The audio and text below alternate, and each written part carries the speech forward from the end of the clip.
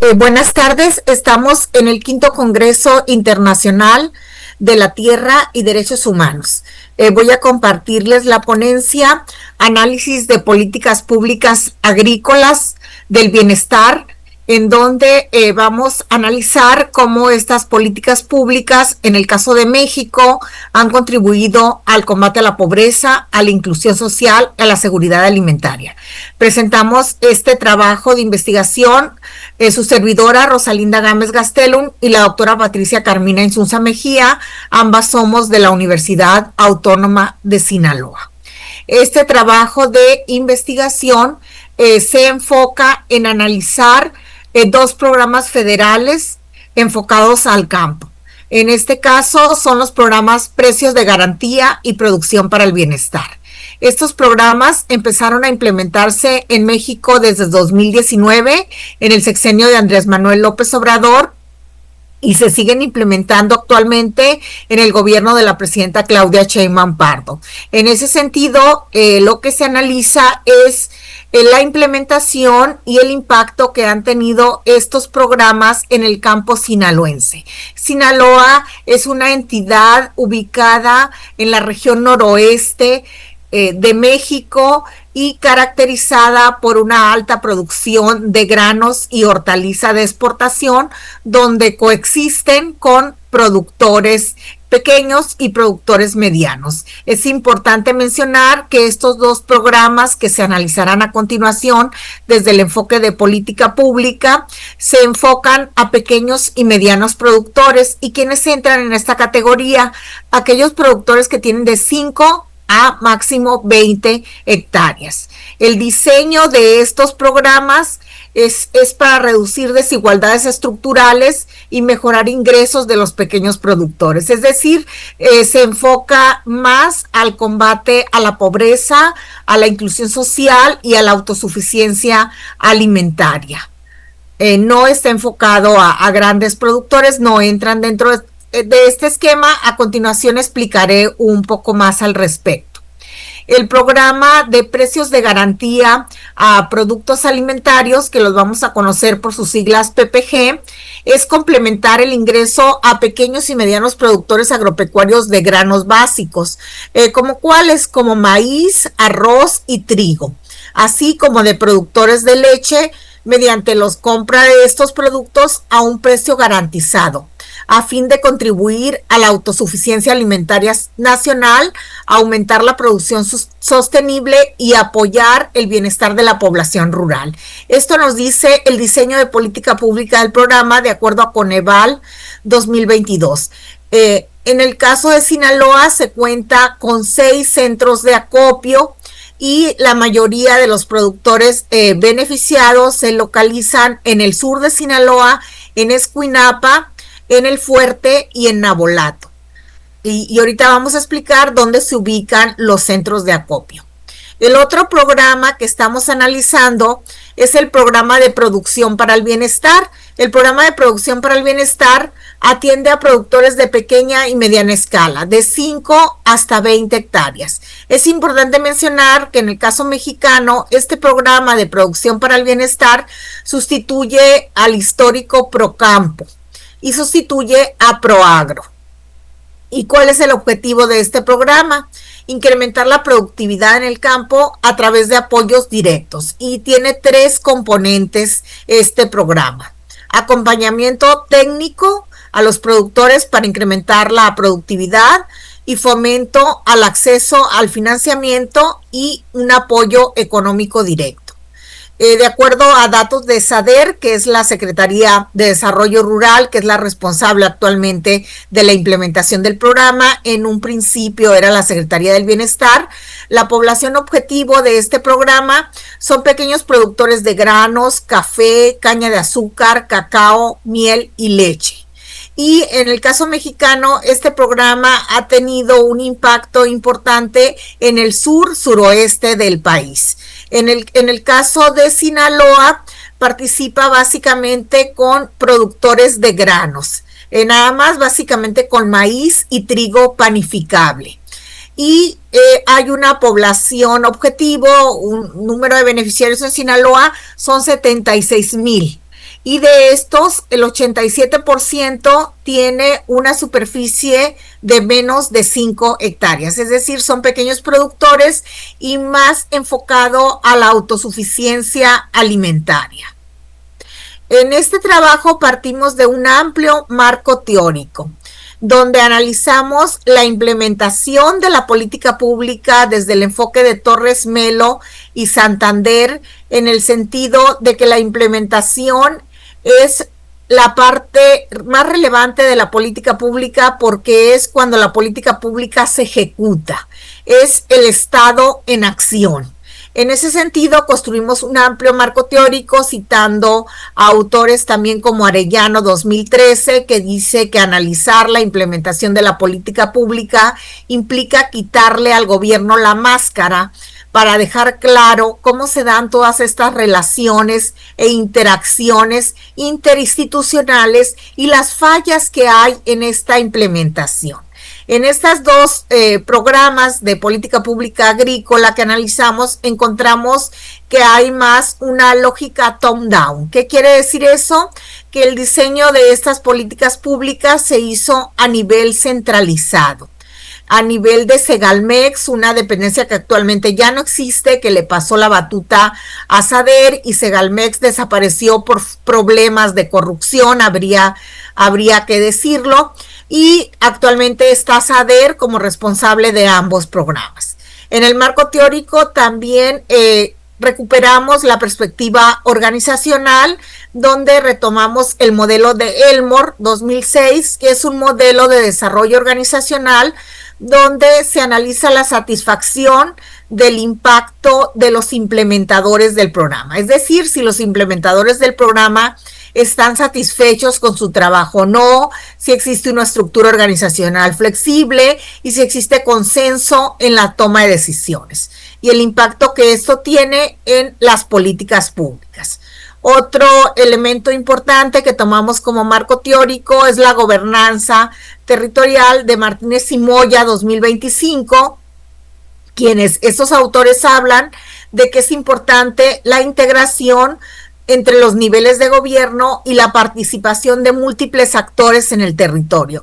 Es decir, que en el diseño de la política pública haya una lógica bottom-up. ¿Qué quiere decir eso? Que se tomen en cuenta las características geográficas de cada región para el diseño de la política pública y sea beneficio para todo el país, no como en el caso de algunas de estas políticas públicas que están más enfocadas a beneficiar al sur, suroeste del país y dejan de lado el norte, el noroeste, que es donde se ubica Sinaloa, o solo pequeños productores pueden entrar. ¿Cuál es la pregunta de investigación que guía este trabajo? ¿De qué manera la satisfacción de los implementadores de la política pública influye en el éxito o fracaso de esta? Y como hipótesis se plantearon la siguiente: a mayor satisfacción de los implementadores del programa, este será más flexible y adaptable y habrá más posibilidades de éxito. Esta fue la hipótesis organizacional. La segunda hipótesis, que tiene que ver más con el enfoque territorial, es importante mencionar que en el territorio Sinaloa presenta una alta heterogeneidad regional, es decir, hay o coexisten grandes productores exportadores de maíz, hasta de 5 millones de toneladas de maíz se produce por ciclo agrícola, y de productos hortícolas hacia América del Norte como tomate, chile, pepino, berenjena, que se comercializa hacia Estados Unidos y Canadá. Entonces coexisten los grandes productores que tienen hasta 1,000, 2,000, 3,000 hectáreas con pequeños productores que tienen menos de 5 hectáreas o que tienen 20 hectáreas, es hasta un máximo de 20 hectáreas. Es importante mencionar que en esta investigación es un enfoque cualitativo donde la mirada se centra en los pequeños productores, que son los beneficiarios de estos programas, productores de 5 hasta 20 hectáreas, que es para quienes está diseñado este programa. ¿Y cuál fue la metodología que se trabajó? En un primer momento se hizo una revisión documental analítica, se revisaron los estudios de Coneval, desde 2019 a 2022 se hizo una meta evaluación y se generaron análisis FODA para estos programas. También, para ver la satisfacción de los implementadores, se entrevistó a 6 implementadores del programa mediante la técnica de entrevista semiestructurada, que son empleados de SADER. Y se hizo observación no participante en los CADER, que son los centros de atención de desarrollo rural, que es a donde van los pequeños productores a inscribirse a estos programas. Las fuentes principales de información que se consultaron fueron SADER, Segalmex, Coneval y bases académicas como Redalic, Cielo, Google Académico, y los documentos analizados de los que se hace el análisis FODA de ambos programas son del periodo 2019-2024.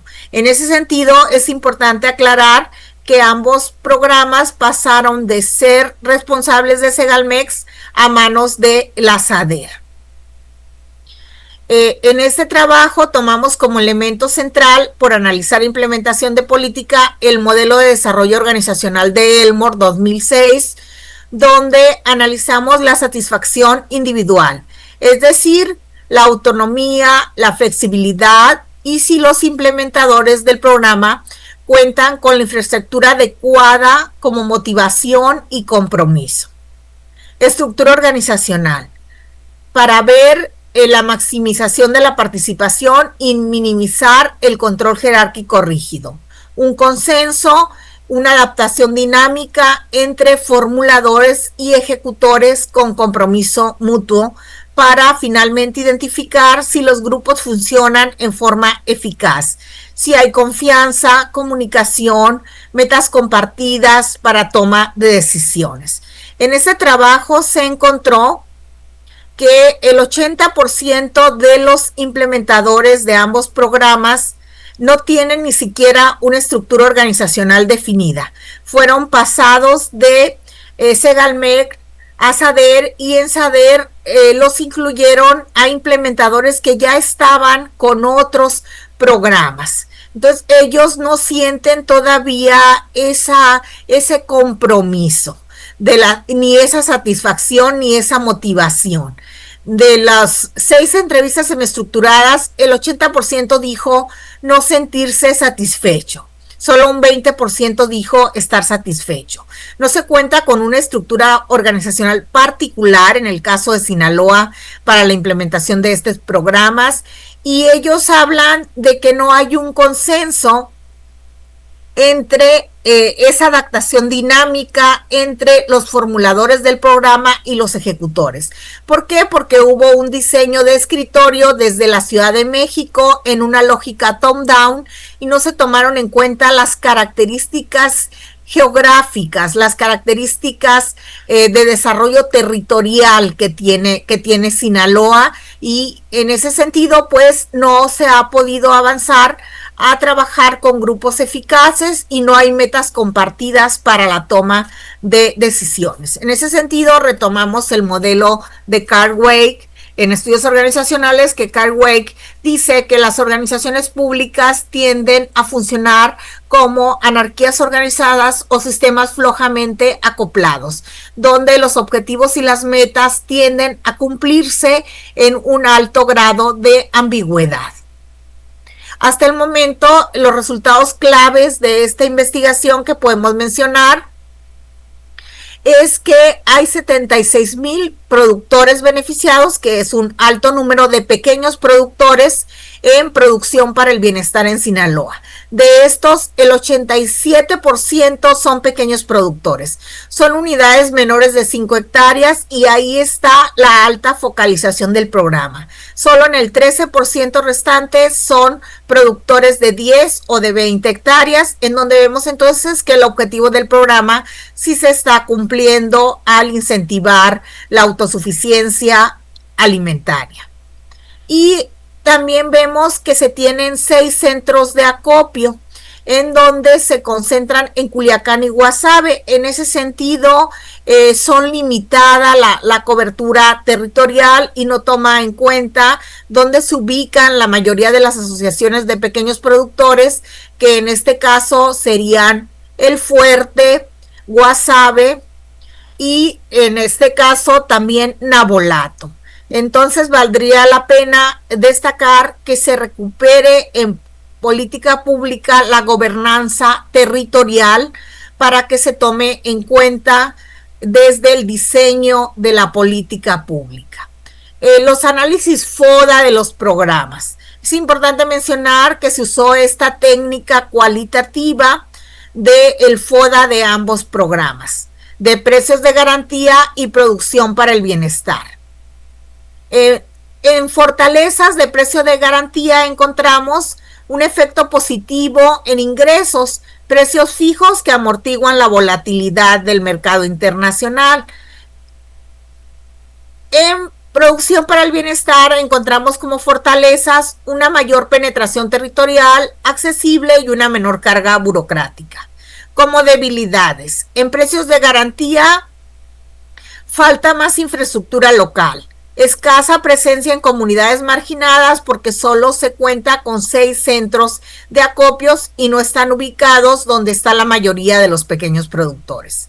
En producción para el bienestar, en debilidades, hay una fragmentación institucional y una débil articulación municipal y no se toma en cuenta los beneficios o cómo podrían estos programas operar en forma complementaria con programas también enfocados al campo, como programa Sembrando Vida.